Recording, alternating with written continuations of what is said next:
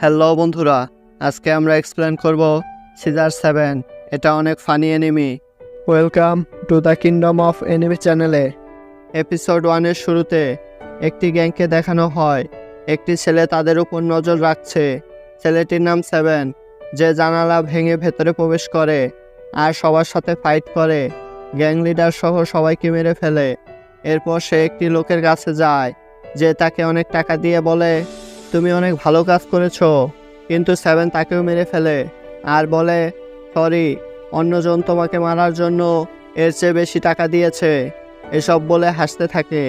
আসলে এত সময় সে কল্পনা করতেছিল তার সাথে একটি মুরগি রয়েছে, যার নাম ডাইভো। তারা একটি ছোট খাবার দোকান চালায়। তখনই সেখানে একটি বাচ্চা আসে স্যুপ খাবার জন্য। 7 তার সাইকিক পাওয়ার দিয়ে খাবার বানিয়ে দেয়। বাচ্চাটি বলে, খাবার ভালো হয়নি। তাই ডাইভো তাকে মেরে সরিয়ে দেয় আর 7কে বলে, আমরা এখন থেকে ভাড়াটে খুনি হব, এতে অনেক টাকা পাওয়া যায়। ডাইভো 7কে বোঝাচ্ছে কিলার 2 প্রকার, এক হলো সরকারি আর দ্বিতীয় হলো ভাড়াটে খুনি, যারা নিজের ইচ্ছা মতো কাজ করে। যার মধ্যে টপ 10 কিলার সম্পর্কেও বলে, যারা তাদের পরিচয় লুকানোর জন্য দিনের বেলা বিভিন্ন কাজের সাথে যুক্ত থাকে। তুমি কিলার হবার জন্য উপযুক্ত, কারণ তোমার কোনো পাস্ট নেই, তোমার কোনো পরিবার নেই। ডাইভো একটি বই বের করে, যেটা হলো কিলার হবার কোর্স। যেমন বাংলাদেশে 4 দিন ইংরেজিতে কথা বলুন, ঠিক তেমনি ডাইভোর এই বইটি এনেছে, যেটা 4 দিনে কিলার হওয়া যায়। নাম্বার 1, ডাইভো একটি ম্যাজিক্যাল ডিম দেয়। এই ডিমের কাজ হলো, ধরো তুমি যদি একটি কুকুরের কথা ভেবে ডিমটি ফাটাও, তাহলে কিছু সময়ের জন্য তুমি ওই কুকুরের আকৃতি ধারণ করবে। নাম্বার 2, এক বল খাবার স্যুপ থেকে একটি বিচিকে তুলে আনতে হবে। 7 এটাও তুলে আনতে পারে না। নাম্বার 3, 7কে একটি ছোট চিকেন দেওয়া হয়, যেটা উঠতে পারে, যার নাম সফি। 7 বলে, ও তো নিজেই উঠতে পারে না, আমাকে নিয়ে কিভাবে উঠবে? তখন সফি 7-এর বেল্ট ধরে তাকে উড়িয়ে নিয়ে যায়। নাম্বার 4, 7কে একটি বিড়ালকে হত্যা করতে দেওয়া হয়, কিন্তু বিড়ালটি 7-এর মুখে খামচি মেরে চলে যায়। 7কে একটি মাছকে মারার জন্য দেওয়া হয়, কিন্তু মাছটি 7-এর হাতে কাটা মেরে লাফিয়ে চলে যায়। এরপর 7কে একটি কেঁচো মারার জন্য দেওয়া হয়, কিন্তু 7 কেঁচোকে কাটতে গিয়ে নিজের আঙ্গুল কেটে ফেলে। তবুও 7 কিলারের সার্টিফিকেট পেয়ে যায়। পরের দিন 7 একটি মিশন পায়, যেখানে তাকে বিয়ে বাড়ি থেকে বউয়ের চুল কেটে আনতে হবে। এ কাজের জন্য জামাইয়ের এক্স গার্লফ্রেন্ড তাদের অনেক টাকা দিয়েছে। 7 একটি শুয়োরের রূপ ধরে জামাই বউয়ের খাবার টেবিলে যায়। জামাই বউয়ের ছোটবেলার দৃশ্যগুলো টিভিতে দেখানো হচ্ছে। সবাই এক নজরে দেখতে থাকে। তখন একটি লোক বলে, এ সুযোগে খাবারগুলো খেয়ে ফেলি। রান ধরে টানতে থাকে, কিন্তু ছিঁড়ে না। তাই সে চপস্টিকের লাঠি দিয়ে গুতাতে থাকে। তখন শুয়োরের চোখ খোলে, আসলে এটা হলো 7। তখন 7 তার ম্যাজিকের সাহায্যে তাদের চেয়ারগুলো উল্টে দেয়। 7 বউয়ের চুল কাটতেই যাবে, তখন তার নজর টিভিতে পড়ে আর সে আফসোস করতে থাকে, তার কোনো পাস্ট নেই কেন? হয়তো কোনো মেয়ের সাথে তারও এমন অতীত থাকতে পারে। এসব ভাবতে ভাবতে সামনে থাকা নতুন বরের চুল কেটে ফেলে। যখন তাকে সবাই দেখে ফেলে, 7 বলে, সরি, আমি তো নতুন বউয়ের চুল কাটতে এসেছি। এ কথা বলে মেয়েটিরও চুল কেটে ফেলে আর সেখান থেকে পালাতে শুরু করে।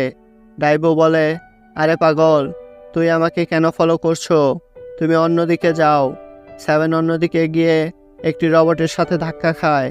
রবটের শরীরে আইনস্টাইনের ছবি ছিল। 7 বলে, তুমি কি হারিয়ে যাওয়া মেমোরি ফিরিয়ে আনতে পারবে? রবটটি বলে, না, আমাদের এখানে এমন কিছু নেই। রবটটি একটি টোকেন দেখিয়ে বলে, এটি কি তোমার? 7 বলে, হ্যাঁ। রবটটি বলে, এই টোকেন যাদের কাছে আছে তারা আমাদের শত্রু। এটা বলে 7-এর উপর আক্রমণ করে। 7 নিজেকে কোনোভাবে বাঁচায় আর থরের মতো তার সিজারকে ডাকে। সিজার আসতে আসতে রবটটি তাকে মেরে দূরে ফেলে দেয়। সিজার এসে রবটের একটি হাত কেটে ফেলে। রবটের অন্য হাত দিয়ে আক্রমণ করতে যায়। 7 ঘায়েল হয়ে সেখানে পড়েছিল। তখনই মাস্ক পরা একটি মেয়ে আসে, রবটটির মাথা কেটে তাকে হত্যা করে। মেয়েটি বলে, তুমি এই টোকেন কোথা থেকে পেয়েছো? তখনই রবটটি নিজেকে বিস্ফোরণ করে, যার ফলে তাদের সেখান থেকে পালাতে হয়। সেভেন সফির মাধ্যমে সেখান থেকে আকাশে উড়ে যায়। পরের দিন ডাইভো বুদ্ধি দেয় তাদের পরিচয় লুকানোর জন্য একটি সেলুন খুলতে, যাতে তাদের উপর কেউ সন্দেহ না করে আর কাস্টমারের সাথে আরও ভালোভাবে ডিল করতে পারে। আর এখানে এপিসোডটি শেষ হয়ে যায়। এপিসোড 2 এর শুরুতে একটি বিড়ালকে দেখতে পাই যার নাম মেও। মেও বলে মেড ডগ বা কুকুরের সাথে ফাইট করব, তাই বাকিদের কথা শুনতে থাকে। একজন বলে তারা স্যালেন্ডার করবে, অন্যজন বলে তারা পালিয়ে যাবে। এ কথা শুনে তাদেরকেই মেরে ভাগিয়ে দেয়। লাস্ট একজন একটি কার্ড দিয়ে বলে আমরা মেড ডগকে মারার জন্য একজন কিলার ভাড়া করতে পারি। এই কথাটি মেয়ের পছন্দ হয়। এই কিলার আর অন্য কেউ নয়, সে হলো সেভেন। মেও সেভেনের সাথে কথা বলে। সেভেন বলে হাফ মার্ডার করব নাকি ফুল মার্ডার। মেও বলে শুধু তার চোখ দুটো অন্ধ করে দিলেই হবে, আজ রাতের মধ্যেই এ কাজ করতে হবে। সেভেন মিশনে বেরিয়ে যায়। ডগ হেডকোয়ার্টারের সামনে গিয়ে এগের মাধ্যমে কুকুরে পরিবর্তন হয়ে যায় আর ডগ হেডকোয়ার্টারে প্রবেশ করে। সেভেন দেখে মাঝরাত হয়ে গেছে, তবুও বাচ্চারা খেলাধুলা করছে। তখনই একটি বল এসে তার মুখে লাগে। সেভেন বলে এটা কে মেরেছে। বলটি নেবার জন্য সবাই সেভেনের উপর ঝাঁপিয়ে পড়ে। দেখতেই পাচ্ছ সেভেন বেচারার কী অবস্থা করেছে। একটু সামনে যাওয়ার পর আবার যখন তার দিকে বল আসে, সে বলটিকে ডস করে নিজেকে বাঁচায়। তখন সে একটি রুমে প্রবেশ করে যেখানে একটি কুকুর চেয়ারে বসেছিল, বাকি দুজন তার সাইডে। তখন সেখানে দুজন সৈনিক কুকুর এসে সেভেনকে প্রশ্ন করতে থাকে তোমার নাম কি। সেভেনের কোনো নাম জানা নেই। তাড়াহুড়ায় বলে ফেলে তার নাম মেড ডগ। তখন আসল মেড ডগ এসে সেভেনের গলা চেপে ধরে বলে এখানে শুধু একজন মেড ডগ রয়েছে, আর সে হলো আমি।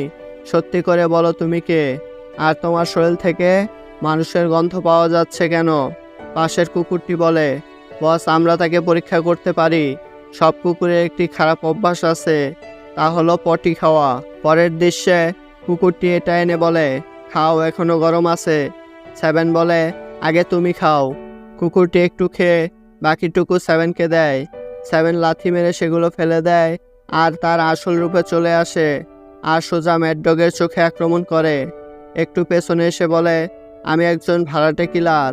সেভেন আবার বলতে থাকে আমি তো তোমার চোখে আঙ্গুল ঢুকিয়ে দিয়েছি, তাও তুমি এত ভালোভাবে কি করে দেখতে পাচ্ছ। ম্যাড ডগ বলে আমার চোখে আগেও আক্রমণ হয়েছে, তাই আমি নকল চোখ লাগিয়েছি। সেভেন তার অন্য হাত দিয়ে আক্রমণ করলে কুকুরটি সেটাও ধরে ফেলে আর তার আঙ্গুল মুচড়ে দেয়। সেভেন কান্না করতে করতে বলে আমার ভুল হয়েছে, আমাকে ক্ষমা করে দিন।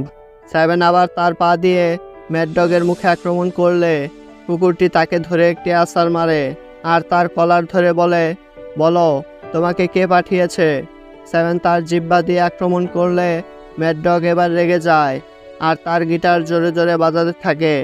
সেভেন যখনই একটু দুর্বল হয়ে যায়, ম্যাড ডগ তার গিটার দিয়ে সেভেনকে অনেক ধুলাই করে। সেভেন তার সিজার বের করে, ম্যাড ডগ তাদের মেরে দূরে ফেলে দেয়। তখনই সেভেন তার অতীতের কিছু ফ্ল্যাশব্যাক দেখতে পায় আর তার চোখ লাল হয়ে যায়। সেভেন তার সিজার ব্যবহার করে গিটারকে মাছ থেকে কেটে ফেলে। কিছুক্ষণ পর সে আবার স্বাভাবিক অবস্থায় ফিরে আসে। ম্যাড ডগ যখন আক্রমণ করতে যাবে, সেভেনের পকেট থেকে মেয়াওয়ের দেওয়া ওই ছবিটি পড়ে যায়। ম্যাড ডগ তাদের পাস্টের কথা বলতে থাকে, কারণ সে জেনে গেছে সেভেনকে মেয়াও পাঠিয়েছে। ম্যাড ডগ বলে আমি যখন গিটার বাজাতাম, মেয়াও প্রতিদিন এসে আমার পাশে বসে থাকতো। এভাবে তাদের ভালোবাসা হয়ে যায়। মেয়াও বলে যদি তুমি আমার সাথে ব্রেকআপ করো, তাহলে আমি তোমার চোখ তুলে ফেলবো। সেভেন বলে তুমি কি নতুন কাউকে পেয়ে তাকে ভুলে গেছো। ম্যাড ডগ বলে না, মেয়াও বলেছিল বিয়ের পর অনেকগুলো বাচ্চা নেবে, কিন্তু আমি টিভি থেকে জানতে পারি কুকুর আর বিড়ালের বিয়ে হলে তাদের কখনো বাচ্চা হবে না, তাই আমি তার ভালোর জন্যই তাকে ছেড়েছি। সেভেন বলে তোমাদের প্রেম কাহিনী অনেক কষ্টের ছিল, আমার তো চোখ দিয়ে পানি চলে এসেছে। ম্যাড ডগ তার ছবি দেখে ইমোশনাল হয়ে যায় আর এ সুযোগে সেভেন টাইলসে পরিবর্তন হয়ে সেখান থেকে পালিয়ে যায়। ম্যাড ডগ মেয়ের সামনে গিয়ে গিটার বাজাতে থাকে আর তাদের সব কথা খুলে বলে একটি কুকুর আর একটি বিড়াল কখনো এক হতে পারবে না। মেয়েও কান্না করতে করতে বলে তুমি মিথ্যা বলছো। এ কথা বলে তাকে জড়িয়ে ধরে। ম্যাড ডগ বলে ওই কিলার আমার চোখ খুলে দিয়েছে। ওই কিলারের জন্য আমরা আবার এক হতে পেরেছি। ওই কিলারকে টাকা বাড়িয়ে দিও। এটা হলো 7, যে ম্যাড ডগের রূপ ধরে এখানে এসেছে। বাহ ভাই বাহ, কি সমাধানটাই না বের করেছে। এখানে এপিসোডটি শেষ হয়ে যায়। সিজার 7 এপিসোড 3 এর শুরুতে ম্যাড ডগের উপর কেউ আক্রমণ করে, কিন্তু ম্যাও তার হাত ধরে ফেলে। দ্বিতীয় অ্যাটাক করে, ম্যাও এটাও ধরে ফেলে। পেছনে দেখে, এটা তো 13 লাফ দিয়ে পিছে চলে যায়। 13 বলে, আমি এখানে শুধু ম্যাড ডগকে মারতে এসেছি, আমার রাস্তা থেকে সরে যাও। ম্যাড ডগ বলে, তুমি একেও বলেছ আমাকে মারার জন্য? ম্যাও বলে, না, আমি তো শুধু ওই আজব চুলওয়ালা ছেলেটিকে বলেছিলাম। 7 সাথে সাথে বলে দেয়, আমার চুল আজব নয়। তখন সেখানে ম্যাওয়ের সৈন্য চলে আসে। ম্যাও বলে, ম্যাড ডগকে মারতে হলে আগে আমাদের হারাতে হবে। 13 বলে, এটা তো আমার বাঁ হাতের কাজ। সব বেলায় একসাথে আক্রমণ করে। 13 সবাইকে হারিয়ে দিচ্ছে। 7 এই সুযোগে সেখান থেকে পালিয়ে যায়, কিন্তু 13ও তার পিছু করে। 13 তার তলোয়ার ম্যাড ডগের সামনে ধরলে 7 তার আসল রূপে চলে আসে। 13 বলে, রূপ পরিবর্তন করে আমার কাছ থেকে বাঁচতে পারবে না। 7 পালাতে শুরু করে। একটু দূরে গিয়ে 7 একটি পাথরের টুকরায় পরিবর্তন হয়ে যায়। 13 7কে খুঁজে পাচ্ছে না। তখন সেখানে একটি কুকুর এসে 7-এর উপর হিসু করতে যাবে। তখনই 7 পাথর দিয়ে কুকুরের উপর আক্রমণ করে। 13 বুঝে যায় আর পাথরটি পাড়া দিয়ে ধরে বলে, তুমি কি মনে করেছ তুমি এভাবে থাকলে আমি তোমাকে চিনতে পারবো না? তখন 7 তার আসল রূপে চলে আসে। 13 তার তলোয়ার দিয়ে আক্রমণ করলে 7 তার সিজার দিয়ে আক্রমণকে আটকে দেয় আর 13কে বুঝাতে থাকে, কিন্তু 13 একের পর এক অ্যাটাক করতেই থাকে। 7 বলে, থামো 1 মিনিট। 13 অ্যাটাক করা বন্ধ করে দেয়। 7 এর সুযোগে তার সিজার ব্যবহার করে 13-এর মাস্ক কেটে ফেলে। 7 বলে, বাহ, তুমি তো কত সুন্দর। 13 বলে, তোমাকে এখন মরতেই হবে। তুমি ম্যাড ডগ হও বা অন্য কেউ, তুমি আমার চেহারা দেখেছো। 7 স্টাইল নিয়ে বলে, আমার নাম 7, আমার র্যাঙ্ক হলো 17,269। আমি এখনও সিঙ্গেল আছি, চলো আমরা কোথাও ঘুরতে যাই। এটা শুনে 13 জোরে একটা লাথি মারে 7-এর মুখে। মানুষ কতটা সিঙ্গেল থাকলে শত্রুকেও প্রপোজ করতে পারে। 7 বলে, ভালোবাসার মানুষ মারলেও তাতে ভালোবাসা থাকে। 7 বলে, এখন আমাকে যেতে হবে ডার্লিং। এ কথা বলে পকেট থেকে সফিকে বের করে আকাশে উড়ে যাচ্ছে। 13 তার অস্ত্র 7 ও সফির উপর ছুঁড়ে মারে, যার ফলে তারা উপর থেকে নিচে পড়ে যায়। 7 ও সফি রেগে যায়। 7 তার পাওয়ার ব্যবহার শুরু করে, তার সিজারকে ভেঙে 2 ভাগ করে ফেলে। 13-এর উপর আক্রমণ করে। 13 তার তলোয়ার দিয়ে সিজারকে আটকে রাখে আর খালি হাতে 7-এর উপর আক্রমণ করে তার 2 হাত বন্ধ করে রাখে। 13 তার তলোয়ার দিয়ে 7-এর উপর আক্রমণ করলে 7 নিজেকে বাঁচানোর জন্য সামনে চলে আসে, যার ফলে না চাইতেও তাদের মাঝে কিস হয়ে যায়। 13 রেগে 7-এর মেন পয়েন্টে আক্রমণ করে, যার ফলে 7 দাঁড়িয়ে থাকতে অনেক কষ্ট হচ্ছিল। 7 বলে, কিসটা অনেক ভালো ছিল, যার ফলে 13 রেগে যায় আর তার চোখ লাল হয়ে যায়। 13 তার তলোয়ার দিয়ে 7-এর উপর আক্রমণ করলে মাঝে কেউ এসে 13-এর তলোয়ার মাঝ থেকে ভেঙে ফেলে। এটা হলো সফি। সফি আবার 13-এর উপর আক্রমণ করে, তাকে দূরে সরিয়ে দেয়। তখন সেখানে মেয়ের গ্যাং নিয়ে চলে আসে। 13 বুঝতে পারে তাদের সাথে ফাইটে পারা যাবে না, তাই সে একটি বাঁশি বাজায়। একটি পাখি এসে তাকে সেখান থেকে উড়িয়ে নিয়ে চলে যায়। 7 বলে, ফ্রি থাকলে এসো, আমরা একসাথে চা খাবো, গল্প করব। 13 বলে, পরের বার দেখা হলে আমি তোমাকে মেরে ফেলবো।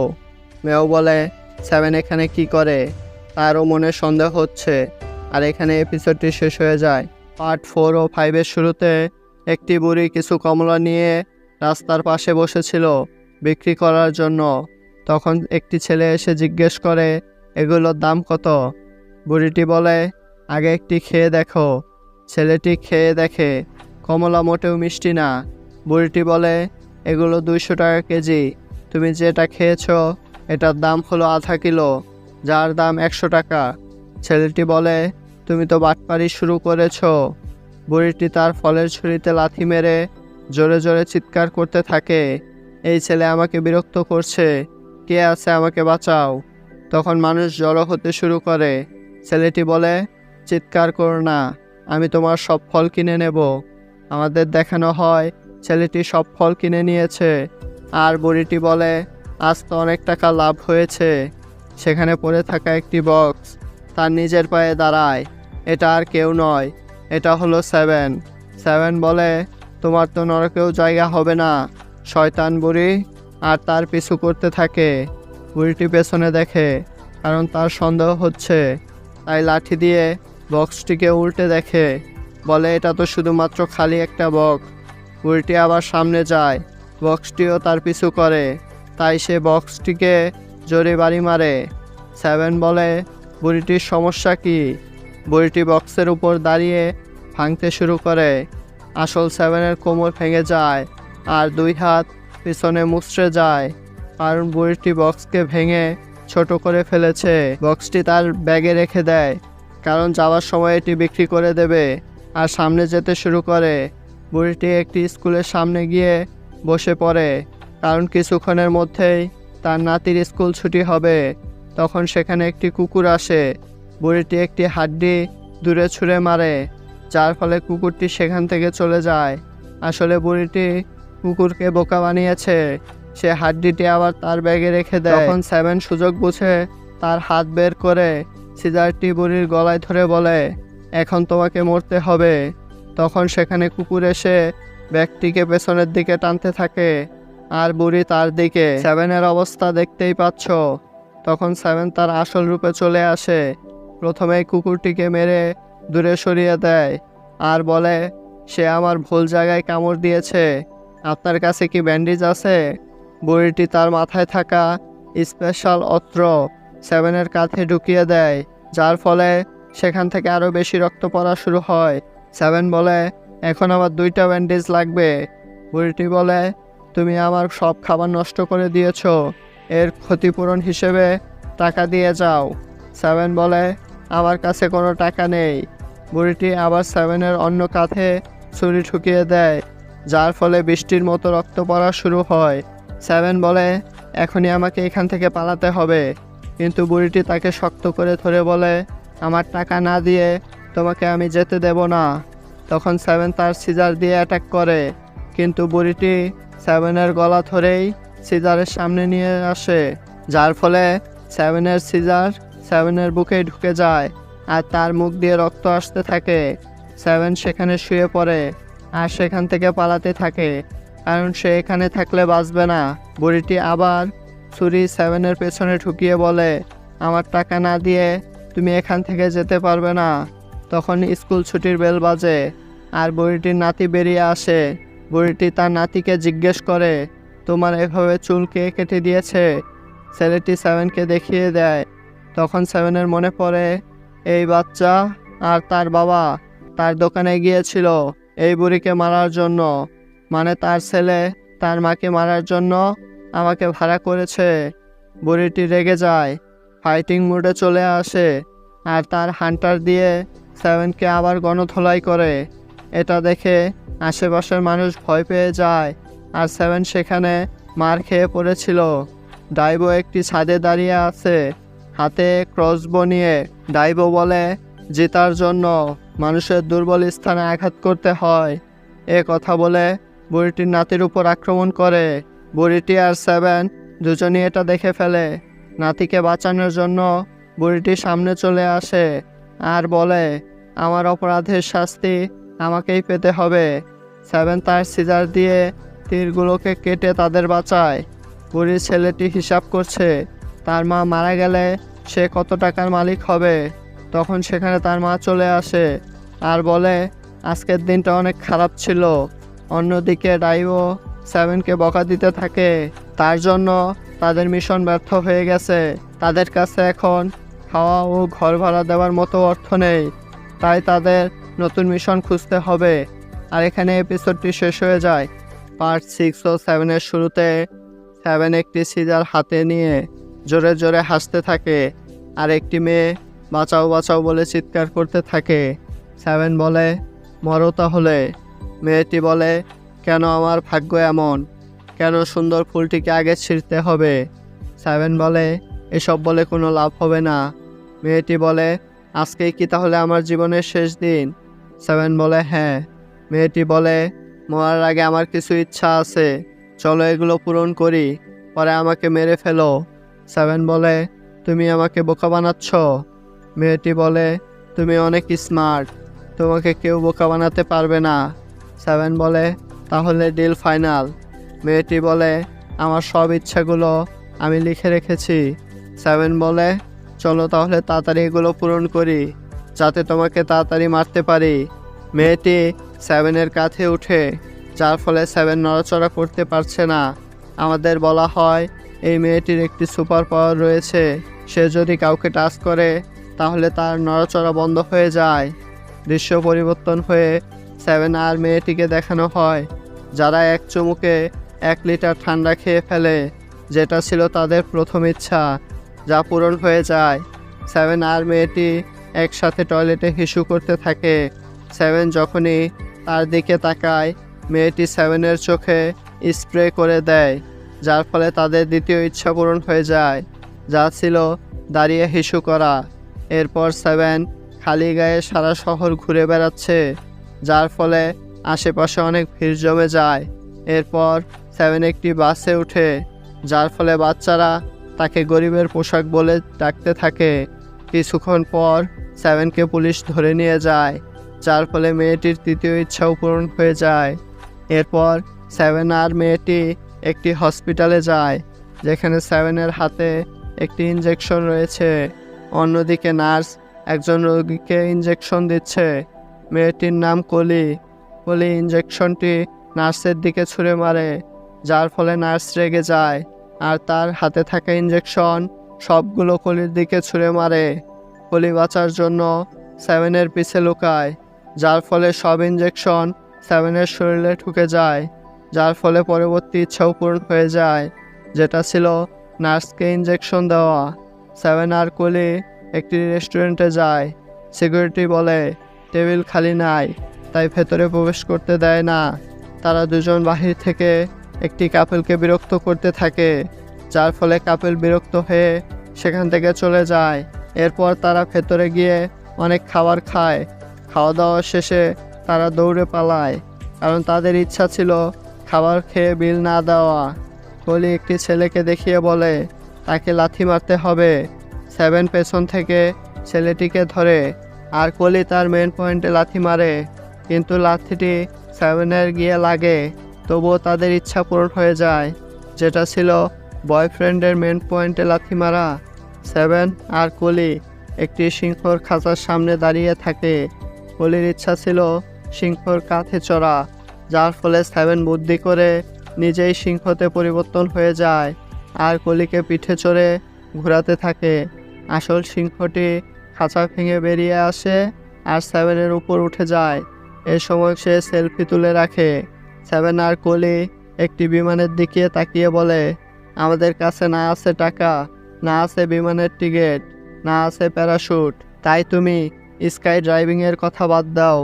কলি বলে, তাহলে আমিও আমাকে হত্যা করতে দেব না। 7 বুদ্ধি বের করে শফিকে নিয়ে দুজনই আকাশে উড়ে যায়। অনেক উপরে গিয়ে তারা দুজনে একসাথে লাফ দেয়। তখন তাদের পাশ দিয়ে একটি রকেট উড়ে যায়, যার ফলে তাদের কাপড় উল্টে যায়।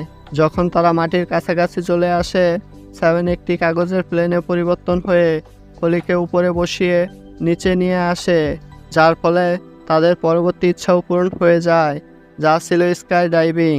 7 বলে, তোমার লাস্ট ইচ্ছা বলো, যাতে আমি তোমাকে তাড়াতাড়ি মারতে পারি। কলি বলে, আমি যদি মরতে না চাই। 7 বলে, এসব বলে কোনো লাভ হবে না। কলি বলে, এমনিতেও বেশি দিন বাঁচব না, আমার ক্যান্সার হয়েছে, কেমোথেরাপির জন্য আমার সব চুল পড়ে গেছে। কলি বলে, আমাকে মারার জন্য কে তোমাকে পাঠিয়েছে? 7 বলে, আমি জানি না। কলি বলে, আমি তোমাকে হায়ার করেছি আমাকে মারার জন্য, কারণ হাসপাতালে মরা আমার কাছে বোরিং মনে হচ্ছিল, তাই আমি তোমাকে ভাড়া করেছি। তুমি চাইলে এখন আমাকে মারতে পারো। তখন সে তার শেষ স্মৃতিগুলো মনে করতে থাকে। 7 তার সিজার মেয়েটির গলায় ধরে, কিন্তু তাকে মারতে পারে না। তাই 7 সিদ্ধান্ত নেয় সে কলিকে মারবে না, কিন্তু সে তার টাকাও ফেরত দেবে না। এই কথা বলে সেখান থেকে চলে যায়। আর এখানে এপিসোডটি শেষ হয়ে যায়। এপিসোড 8-এর শুরুতে সমুদ্র সৈকত দেখানো হয়, যেখানে 7 আর ডাইভো ডাব বিক্রি করছে। ডাইভো বলে, তুমি সব মিশন ফেল করেছো, না হলে আমরাও এখানে অনেক আনন্দ করতাম। যখনই সে 7-এর দিকে দেখে, 7 সেখান থেকে চলে গেছে। 7 একটি মেয়ের কাছে গিয়ে বলে, আমি আপনার শরীরে লোশন লাগিয়ে দেই। এটা দেখে ডাইভো রেগে যায় আর 7-এর উপর আক্রমণ করতে যায়। তখনই তার ফোনে কল আসে। লোকটি ডাইভোর কাছে একজন কিলার চায়, তাই সে 7কে সেখানে পাঠাবে। ডাইভো লোশন ছিনিয়ে নেয় আর সফির মাধ্যমে তাকে সেখানে পাঠিয়ে দেয়। আর ডাইভো লোশন লাগাতে থাকে। 7 ছাদ ভেঙে ভেতরে প্রবেশ করে। চাচা বলে, পরের বার নক করে আসবে। চাচা হলো এই আইসল্যান্ডের কোস্ট গার্ড।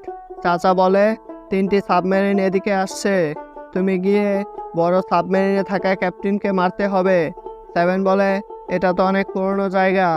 চাচা বলে, তারা আমাকে 10 বছর ধরে বেতন দেয়নি, তবুও আমি এই আইসল্যান্ড সুরক্ষার জন্য কাজ করছি। চাচা তার প্যান্ট বিক্রি করে দিয়েছে কিলার ভাড়া করার জন্য। এই টাকাগুলো 7কে দেয়। 7 বলে, আমার সুটকেস ও সানগ্লাস কোথায়? চাচা বলে, এসব নেই, তুমি চাইলে আমার ছোট প্যান্ট নিতে পারো, যেটা আমি 10 বছর ব্যবহার করেছি। 7 বলে, তার কোনো দরকার নেই। 7 একটা প্ল্যান বানায় যে সে মাছ হয়ে সাবমেরিনের সামনে গিয়ে মরার অভিনয় করবে। চাচা বলে, তুমি একমাত্র এই আইসল্যান্ডকে বাঁচাতে পারবে। 7 বলে, চিন্তা করো না, তুমি দুনিয়ার সেরা কিলারকে হায়ার করেছো। এ কথা বলে মাছে পরিবর্তন হয়ে যায় আর চাচা তাকে পানিতে ছুঁড়ে মারে। 7 পানির নিচে গিয়ে 3টি সাবমেরিন দেখতে পায়।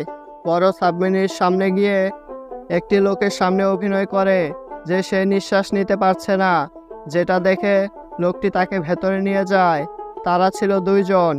একজন বলে মাছটিকে ভাজি করে খাবে, অন্যজন বলে মাছটিকে পুড়িয়ে খাবে। তাদের ঝামেলার মাঝে একজন মাছটিকে আছাড় মারে, অন্যজন মাছটিকে পাড়া দিয়ে মারার চেষ্টা করে।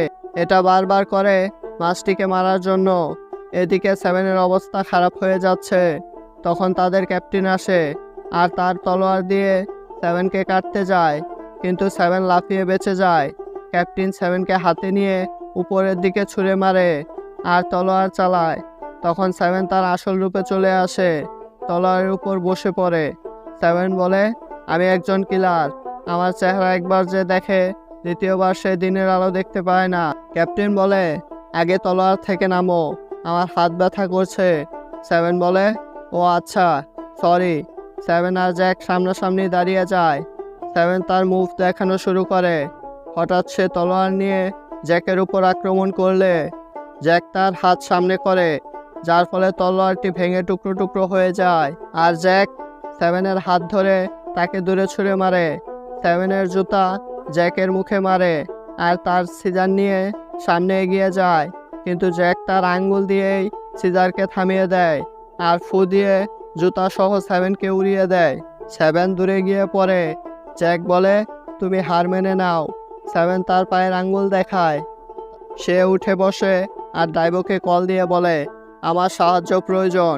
ডাইভো বলে, পানির নিচে আমি তোমাকে সাহায্য করতে পারবো না। তখন জ্যাকের মনে পড়ে 7-এর সাথে তার আগেও দেখা হয়েছিল, তাদের মাঝে ফাইটও হয়েছিল। জ্যাক তার বুকের কাটা অংশ 7ই কেটেছিল, যার ফলে জ্যাক সেই ফাইটে পরাজিত হয়েছিল। জ্যাক বলে, তার মতো দেখতে, কিন্তু এ তো অনেক দুর্বল। জ্যাক জোরে 7-এর মুখে ঘুষি মারে। 7 দূরে গিয়ে পড়ে। আবার উঠে বলে, আমি বেঁচে থাকতে তোমরা কখনো এই আইসল্যান্ড দখল করতে পারবে না। এই কথা বলে জানালায় ঘুষি মারে। সেখানে থাকা 2 জন লোক বলে, সে জানালা ভেঙে আমাদের ডুবিয়ে মারতে চায়, কিন্তু 7 জানালা ভাঙতে পারে না। জ্যাক বলে, আমি তোমাকে একটা সুযোগ দিতে চাই, তুমি যদি আমাকে না ছুঁয়ে সামান্য পরিমাণ নাড়াতে পারো, তাহলে আমি এই দ্বীপ ছেড়ে চলে যাব। 7 একটি ডিম পেছনে থাকা লোকটির মুখে ছুঁড়ে মারে। সবার নজর যখন ওই দিক ছিল, 7 ভয়ঙ্কর চেহারা নিয়ে জ্যাকের সামনে আসে। জ্যাক দেখার সাথে সাথে ভয়ে পিছে চলে যায়। জ্যাক বলে, তাহলে তুমি জিতেই গেলে, তাই আমি এখন এই দ্বীপ ছেড়ে চলে যাচ্ছি। আর 7 সহজে এই দ্বীপকে রক্ষা করতে পারে। আর এখানে এপিসোডটি শেষ হয়ে যায়। এপিসোড 9 ও 10 এর শুরুতে সি বিচ দেখানো হয়, যেখানে দুটি মেয়ে সফির সাথে খেলা করছে তাকে বল ভেবে।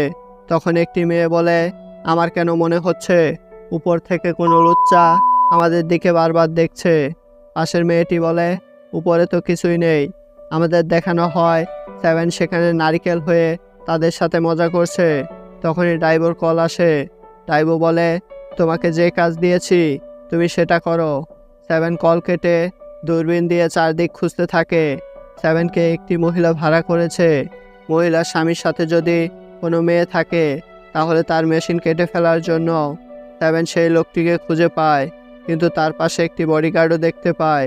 তখন 7 পা পিছলে নিচে পড়ে যায়।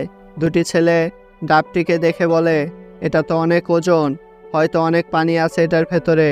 ছুরি দিয়ে আঘাত করলে 7 তার আসল রূপে চলে আসে। ছেলে দুটি ভাবে 7 তাদের নারিকেল চুরি করেছে, তাই তাকে মারতে চায়। 7 বলে, তোমাদের সাথে খেলা করার মতো সময় আমার হাতে নেই।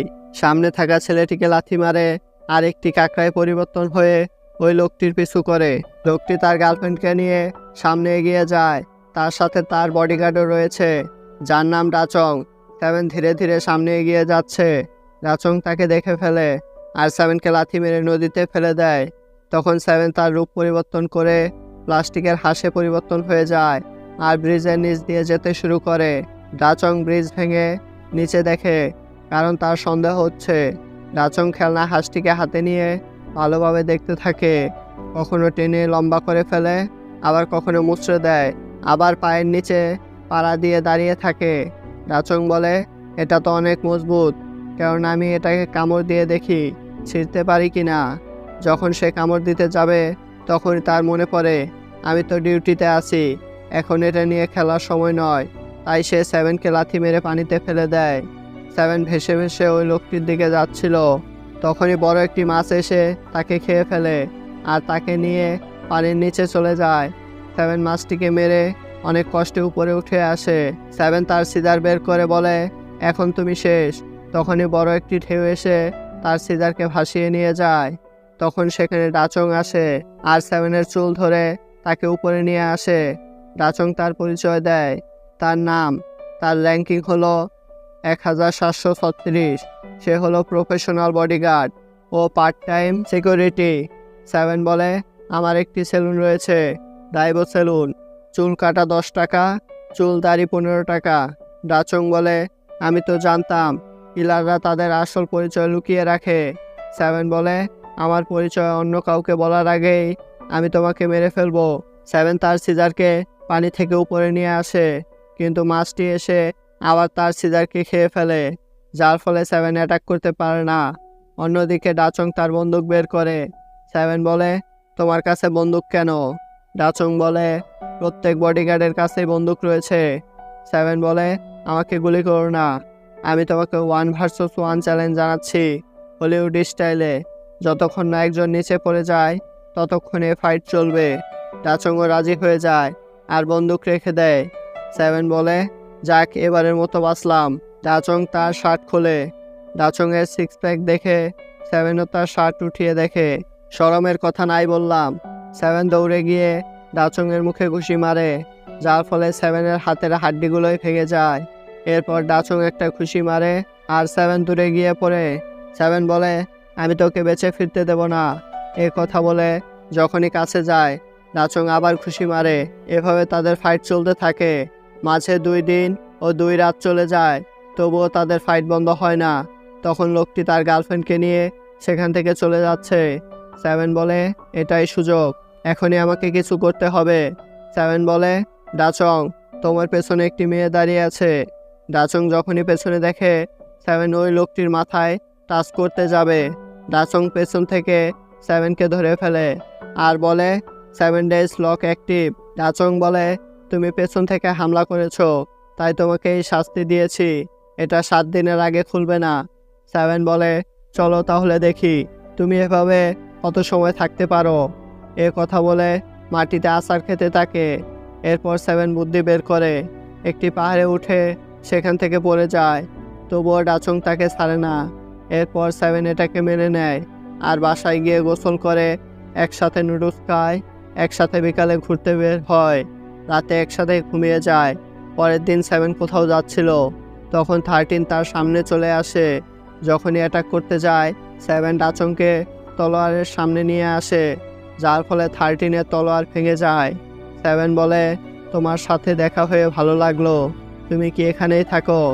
13 তার স্পেশাল হাতিয়ার দিয়ে আক্রমণ করলে 7 ঘুরতে শুরু করে, যার ফলে সব অস্ত্র ডাচংয়ের শরীরে লেগে এগুলো আবার 13-এর দিকেই ফিরে যায় আর 13-এর মুখের মাস্ক কেটে যায়।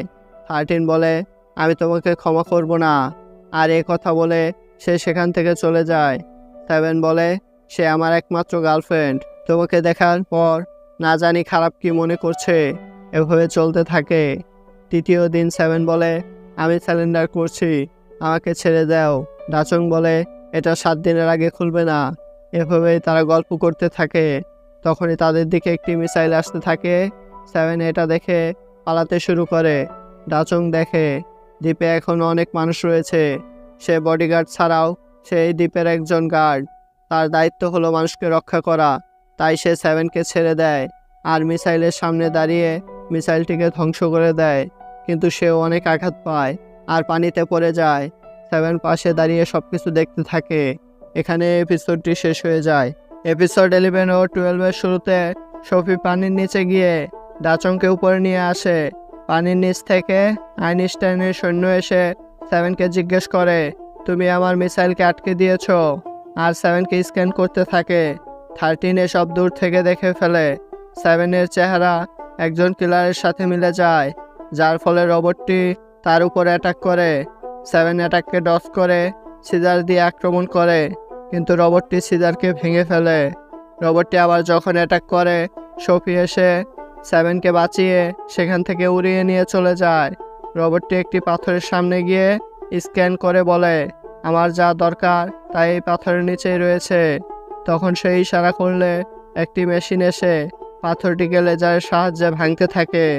আস্তে আস্তে আশেপাশের মাটিও ভাঙা শুরু করে। কোস্ট গার্ডের লোকটি বলে, এই পাথরটি যদি নিয়ে যাওয়া হয় তাহলে এই দ্বীপটি ডুবে যাবে। অন্যদিকে 7, ডাইভো, সফি ও বডিগার্ড সেখান থেকে পালিয়ে যাচ্ছে। ডাইভো বলে, আমি তোমাকে কিছু কথা বলতে চাই। এই পৃথিবীর মানুষকে 3 ভাগে ভাগ করা হয়েছে। নম্বর 1, যারা কম্পুতে পারদর্শী। নাম্বার 2, আইনস্টাইনের সৈন্য, যাদের কাছে অনেক আধুনিক যন্ত্র রয়েছে। নাম্বার 3, আমাদের মতো সাধারণ মানুষ।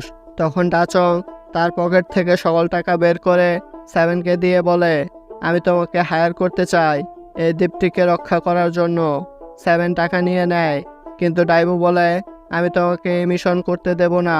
তুমি জানো না তারা কতটা শক্তিশালী, সেখানে গেলে তুমি বেঁচে ফিরতে পারবে না। 7 বলে, আমি আমার বেস্ট দিয়ে চেষ্টা করব।